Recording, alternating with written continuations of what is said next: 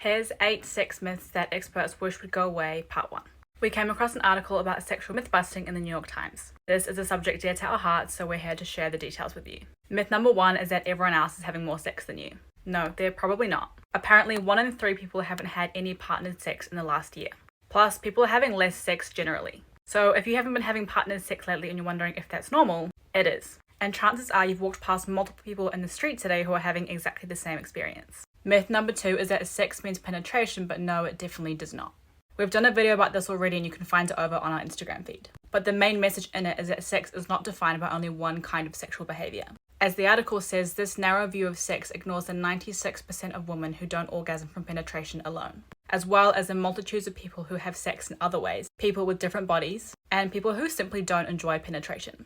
Myth number 3 is that vaginas don't need any extra lubricant, which is rubbish. In one recent study in the Journal of Medicine, out of the 1,000 participants, 65% of women had used lubricant in the past. So why do so many women use lube? Some need it because their body isn't producing as much as they'd like or as soon as they'd like during sex. And others simply use it because they like things extra slippery. It doesn't matter how aroused or in love with the person you are, sometimes a bit of extra lube is what you need.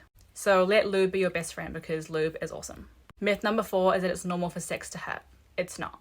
It's estimated that 75% of women experience painful sex at some point in their lives, and there's a whole bunch of different reasons for this. But it's important to know that sex shouldn't be painful for anyone, and it's recommended that you see a medical provider if it is. Stay tuned for part 2 and make sure to let us know in the comments if you've come across any of these myths before. And as always, make sure to subscribe to our channel so that we can keep taking you on new and ever more interesting sex and space journeys.